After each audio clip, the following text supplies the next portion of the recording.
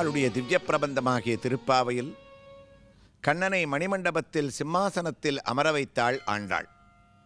கிருஷ்ணன் கேட்கின்றார், நானும் மண்டபத்திலிருந்து சிம்மாசனத்தில் அமர்ந்து விட்டேன், இப்போவாவது நீங்கள் வந்த காரியத்தை சொல்லுங்கள், நான் உங்களுக்கு என்ன செய்ய வேண்டும் என்று பகவான் கேட்க, ஆண்டாளுடைய திருத்தகப்பனாரான பெரியாழ்வார் பல்லாண்டு பாடியே பிரசித்தி அடைந்தவர். கண்ணனுடைய திவ்ய தரிசனத்தை முதலில் அடைந்தபோது பல்லாண்டு பல்லாண்டு என்று பாடியதால் தன்னுடைய தகப்பனாருடைய வழியை ஒட்டி தானும் கண்ணனுடைய திருவடித் தாமரைகளுக்கு போற்றி பல்லாண்டு பாட வேண்டும் என்று ஆண்டாள் தீர்மானித்த ஆண்டாள் நாச்சியார் பாடக்கூடிய போற்றியாகிய பல்லாண்டு பாசுரம் இன்றைய தினம். பகவானுடைய ராமாவதாரம், அதற்கு முன் எம்பெருமான் எடுத்த திரிவிக்ரமாவதாரம், தற்போது அமர வைத்திருக்கக்கூடிய கண்ணனுடைய லீலைகள் அனைத்தையும் ஒருங்கே சேர்த்து ஆண்டாள் போற்றி பாடுகின்றாள். அன்றி உலகமளந்தாய் அடிபோற்றி.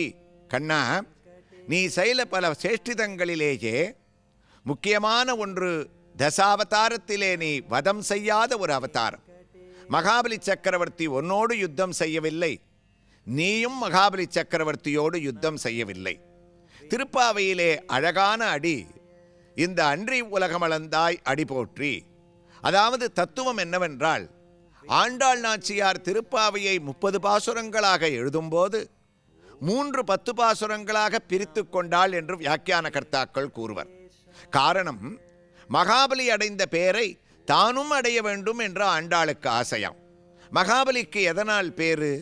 3 அடி மண்ணை வாமனனுக்கு தானமாக கொடுத்தான். அதனால் இன்றும் நாம் மகாபலியை போற்றுகின்றோம். ஆண்டாள் நாச்சியார் நினைத்தால் நாமும் திருப்பாவையாகிய திவ்ய பிரபந்தத்திலே அந்த மகாபலி சக்கரவர்த்தி 3 மண்ணை அடியாக கொடுத்தான், நாம் 3 தமிழடிகளை அவனுக்கு தானமாக கொடுப்போம் என்று ஒவ்வொரு 10 பாசுரங்களிலேயும் ஒவ்வொரு அடியை தானமாக கொடுக்கின்றாள். அந்த வகையிலே முதல் 10 பாசுரங்களிலே 3வது பாசுரம் ஓங்கி உலகளந்த உத்தமன் பேர் பாடி, 2வது அடியை அம்பரமே பாசுரத்தில் அம்பரமூடறுத்துளர்ந்த ஓங்கி உலகளந்த உத்தமன் 2வது அடியை சமர்ப்பிக்கின்றாள். இதோ 3வது அடியை இன்று சமர்ப்பணம் செய்துவிட்டால் மகாபலி அடைந்த பேரை புகழை தானும் அடையலாம் என்று அன்றி உலகமளந்தாய் அடிபோற்றி. உன்னுடைய திருவடிகளுக்கு பல்லாண்டு.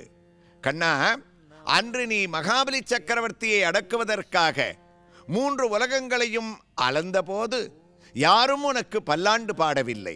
ஜாம்பவான் இருந்தார், 33 கோடி தேவதைகள், பிரம்மா, தேவகணங்கள் எவரும் பல்லாண்டு பாடவில்லை. அன்று விட்ட பல்லாண்டை இன்று பாடுகின்றேன். அன்று அவர்கள் பாடவில்லை, அன்று உலகமளந்ததற்காக இன்று போற்றி. சென்றங்கு தென்னிலங்கை செற்றாய் திரள் போற்றி. எவன் வாமனனாக வந்து திருவிக்கிரமனாக வளர்ந்து 3 அடியும் வளர்ந்தானோ அதே எம்பெருமானான நீ ஸ்ரீராமச்சந்திரமூர்த்தியாக அவதாரம் செய்து தேவதைகளுடைய நலனுக்காகவும் உலக நலனுக்காகவும் நடந்த கால்கள் நொந்தவோ நடுங்கு ஞாலம் ஏழுமாய் நடந்தமை குலுங்கவோ என்று உன்னுடைய திருவடி நோக பாதுகைகளையும் பரதனுக்கு சமர்ப்பணம் செய்துவிட்டு தண்டகாரண்யத்தில் இருந்து இலங்கை வரை ராவணனை அழிப்பதற்காக நீ உன்னுடைய திருவடிகளால் நடந்தாயே, அந்த திருவடிகளுக்கு சென்றங்கு தென்னிலங்கை செற்றாய் நடந்து ராவணனை அழித்த அந்த திரள் இருக்கின்றதே, இவ்வளவு தூரம் நடந்து வந்து பகவான் வேகமாக யுத்தம் செய்து இவனை அழித்தானே என்று உனக்கு கண்ணெச்சில் திருஷ்டிதோஷம் வந்துவிடுமோ என்று அந்த உத்தமம் அமர்த்தமம் அமைத்ததோர் ஒரு எழில் கணையால் அத்திரவர் அரக்கர் முடி 10 மொரு கொத்தன உதிர்த்த திரளோன் என்று சுவாமி தேசிகன் வர்ணித்தபடி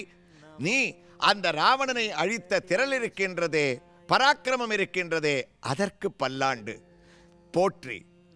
அந்த செற்றார் திரளழிய சென்று சரி செய்த அந்த திரளுக்கு போற்றி.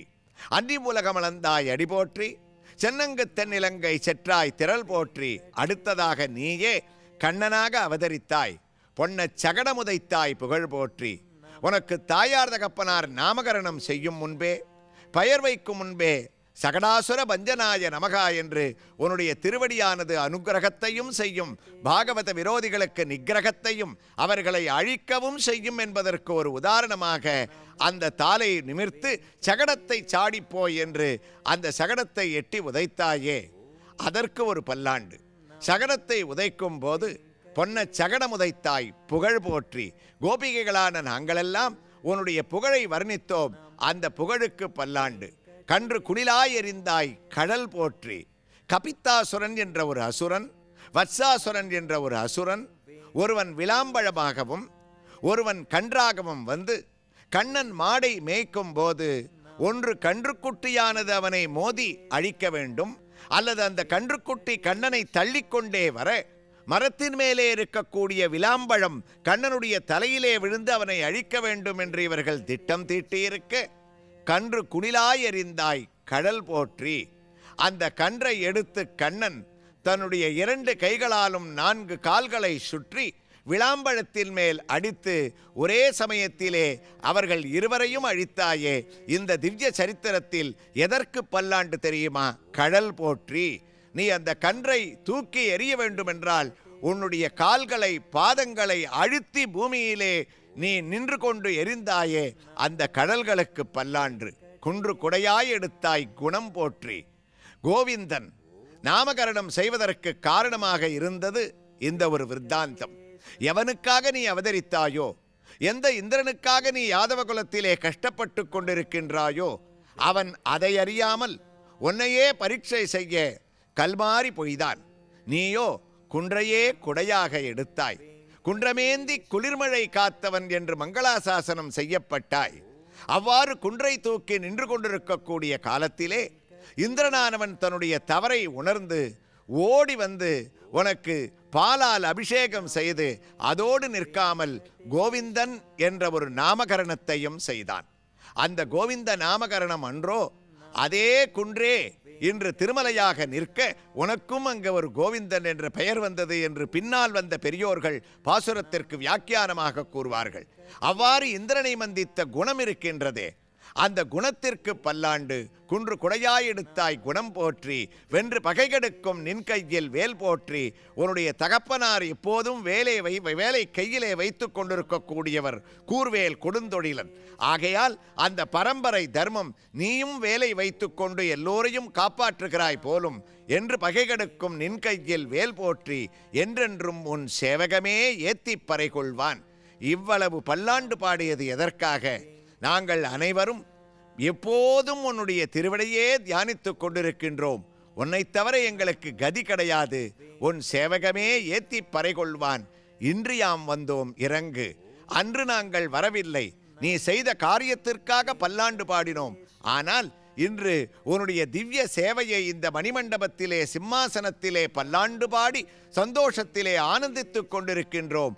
அதனால் அபலைகளான எங்களுடைய வார்த்தைக்கு இறங்கி எங்களுடைய கோரிக்கையை நீ ஏற்றுக்கொண்டு அனுகிரகிக்க வேண்டும் என்று போற்றி பாசுரமாக பல்லாண்டு பாசுரமாக அமைவது அன்றி உலகமளந்தாய் என்ற இன்றைய தின பாசுரம்.